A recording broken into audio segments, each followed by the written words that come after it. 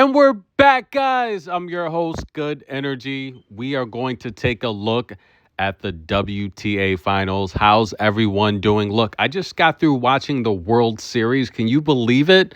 The Dodgers, Toronto, they're going 7. That's going to be amazing.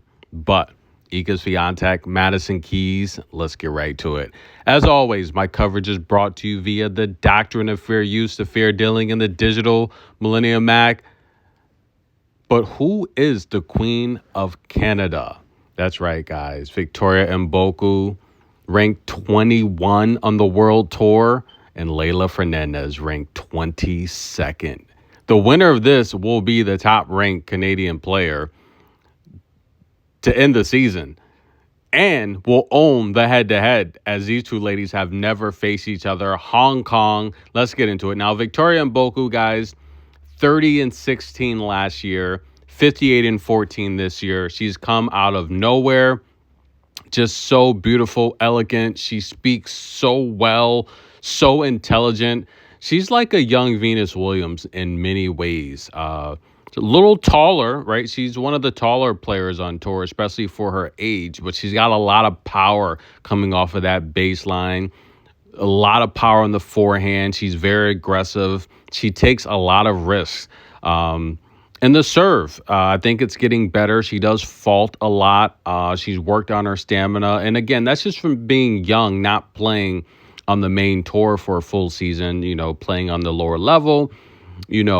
Her power, and I say it all the time, when you have power on the lower level, you will quickly rise up to the main tour. And Victoria has done that, taking out Osaka in Canada in front of the home crowd. She beat Coco.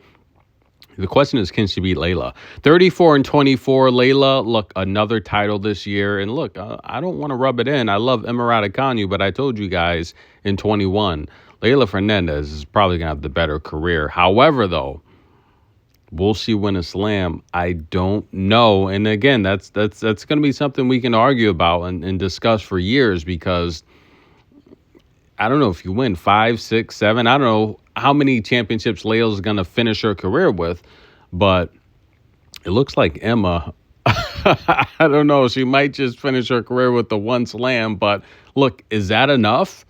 One slam versus, 10 singles titles? I think most people will probably take the slam. But nonetheless, ladies and gentlemen, Leylah Fernandez, she's here in the semifinal after taking out Wong, Ava Liz, and Sharana Cristea.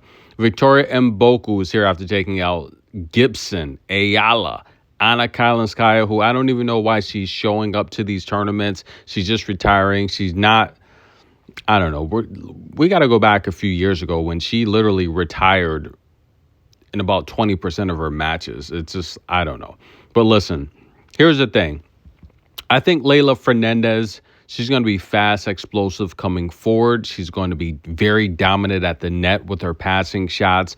Victoria, if she can keep Leila backed up behind the baseline, she's going to stretch the court. She's got a lot of power that Leila's going to have troubles dealing with in these rallies. However, I think Victoria's going to have a lot of problems defending these passing shots. I think this is going to be a very tough matchup. I think Victoria should have beat Elena Rybakina in that second set that went to a tiebreak. She should have won that second set, and Elena Rybakina was running out of gas. I think Victoria would have won the match. However, Leila also played Rybakina in Tokyo in the round of 16 before that match, and she lost in straight sets as well. However, I like the win over Sakri, Valentova, the couple wins over Serrano, who's very powerful. I like the wins over Dalma Galfi. Leilah's won 9 of her last 10. I like the win over Haley Baptiste, who's, look, one of the best shot makers in the world. I think Leila wins this match. I think she's able to cut off the court, keep everything in front of her like she does. Look, I got Leila winning this match. I love Victoria, but not now. It's Leilah's time. Let's head to Saudi Arabia, ladies and gentlemen. I'm so excited. Iga, big bad Iga, taking on Maddie Patty. Listen, this will be the 8th time these two ladies have played. Iga dominating the head-to-head 5-2. The last time they faced each other this year at Madrid, where Iga won that in 3, Keys a bagel in the first set. However, the match everyone's talking about, the Australian Open this year, Madison Keys won that semifinal matchup. A lot of people thought Iga would win her first Australian Open title. Look, Iga's quietly racking up these slams, and no one's talking about that.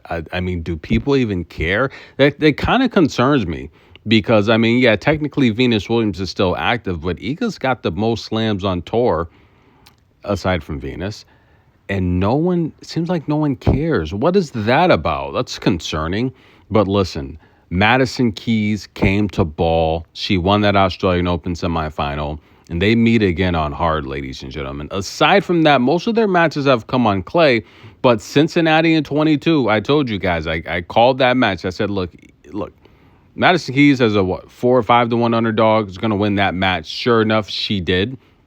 The Indian Wells in 22 earlier that year, a lot of people thought Iga would dominate Keys again in Cincinnati because at Indian Wells, she won 6-1, 6-love, breadstick bagel.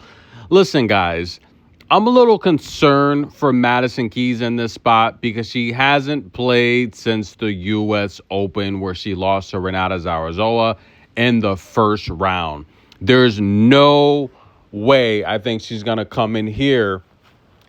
Look, Madison Keys has a lot of power in the forehand. She can stretch the court. She's got one of the best kick serves on tour. I think it's really good and underrated on clay.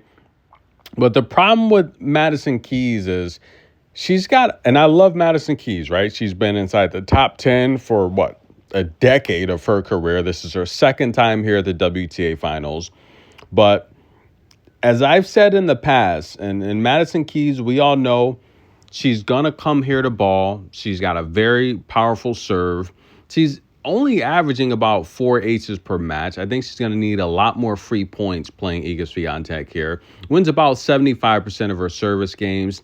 Only 67% of her first serves won. I don't think that's enough to beat Iga. That's what Madison Keys is averaging. Do you want to beat Iga Swiatek? You're going to have to average the upper 75 percentile range of your first serves won and even 80%. While Iga Swiatek on the other end, guys, she's winning 77% of her service games. And look, she's improved her serve. We all know Wim, that's something he wanted to do. Iga's averaging, she could put up 4 aces per match.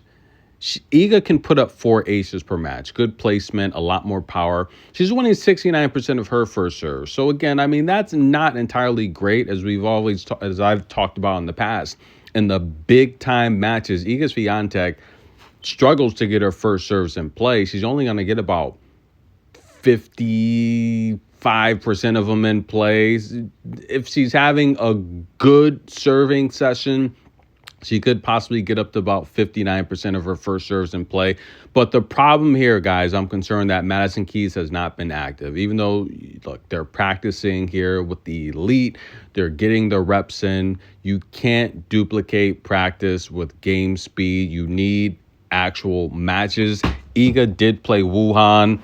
And quite frankly, I think Iga Swiatek, as much as I love Madison Keys, she's going to win this match. Now, Anisimova, Elena, Rybakina. Listen, guys, and by the way, Iga had some pretty cool things to say about Coco.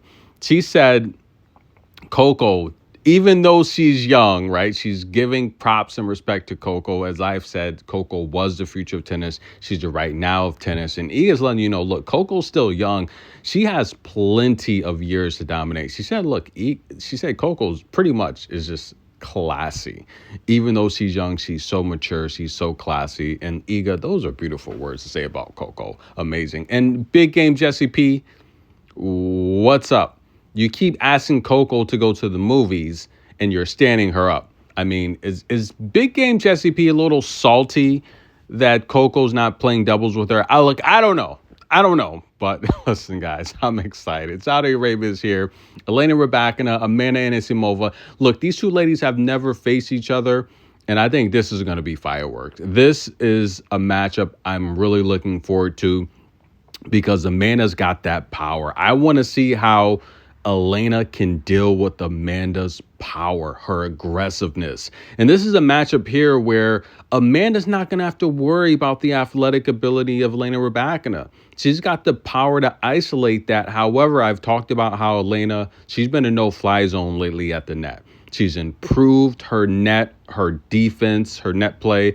She's coming forward a lot more, and she's moving her feet. I think she's realizing, look, the tours are getting younger. She has improved in that area. But quietly, a 54-19 win season from Elena Rybakina. She's won 8 of her last 10 matches, even though she lost to Sabalenka in Wuhan at the quarterfinal. And look, there's been I was looking at Sabalenka doing her isolated photo shoot in front of the rest of the girls. And I did kind of notice Rybakina kind of roll her head a little bit. Like, yeah, I don't see that. Interesting. But listen, ladies and gentlemen, both of these two ladies have lost to Aryna Sabalenka recently. Of course, Amanda at the championship slam in New York City at the U.S. Open. But Amanda's hot, ladies and gentlemen. She just won Beijing. She took out Bolter, Zhang, Mukova, Jasmine, Coco, and Noskova. Now, yeah, Rybakina did lose to Linda Noskova in Tokyo. It semifinal match. It basically was a walkover. I'm sorry. But the reality here is I do think Elena Rybakina, I think overall the serve is going to get her through a lot of these tough situations. And yes, guys, quietly putting up some decent numbers this year. Elena Rybakina quietly averaging just about 6 aces per match, winning 82% of her service games, 74% of the first serve, while Amanda Anisimova on the other end. And by the way, the ladies all had some beautiful words to say about Amanda just having a really good season. And we're happy to see her back where she belongs, right? Amanda's been through a lot. She's very, very talented. I've talked about this coming up from the junior rank. I've just talked about how if she's mentally there, she can beat anyone in the world. And we saw that with her taking out Coco. But I do feel overall, this is the type of matchup where we can't overlook how mentally tough Elena Rybakina is, right? Because I've said it in the past. And look, she's the last year and a half or so, we've seen her a little bit more emotional. She's been speaking out in interviews, complaining a lot. But coming up in the ranks, she's always been mentally tough. And I think that's a lot of the issues she's had within her camp. And sometimes you just have to let them out. But overall, I do think Rybakina is a lot more mentally tough than Amanda. And despite Amanda winning about 73% of her service games, again, she could put up about 4 to 5 aces per match. She only still wins about 66% of her first serves. Statistically, Elena's been, and look, Amanda did win Beijing, but that was a while ago, right? That was a few weeks ago now. I do think overall Elena Rybakina has the better form. I think she's averaging the better numbers. I think she's got the better, stronger serve. The key here is, can Amanda's stamina keep up in these rallies? Because Elena Rybakina has the power, she's got the range, she's got the depth to return these shots and extend these rallies. She's been using her legs and her footwork a lot more recently. And I think she's going to get balls back. And I think Amanda's going to be, look, I'm going to use a quote from Mike Tyson. Look, everything's all good until you get punched in the mouth. I think Elena Rybakina is going to get balls back. And I think she's going to test Amanda mentally. And that's where people break. I think Rybakina wins this match, guys. I think it's going to be a tough, close match. But I just like how Elena's moving. And I've said this in the past. I think Stefanos, when it comes to in-match adjustments, he's one of the best coaches in the world. He's going to find a way, if Rybakina's down, to make adjustments. But I think the big key is Elena's going to get balls back, moving her feet, and she's going to challenge Amanda mentally. And we're going to see if she breaks, because even though Amanda's having the best season of her career, we've seen her frustrated in a lot of these matches, and you're just not seeing Rybakina lose her cool. And I think that's a difference maker. I like Rybakina to win this match, guys. We're going to talk Coco Pegula tomorrow, Sabalenka as well, Paulini. Look, I'm excited. I hope you guys are. We're back, baby. Tennis in a minute. Like the video, show some love, hit the super thanks. Comment below who wins, Amanda or Rybakina, Iga or Maddie, Leylah or Mboko. Talk to you soon.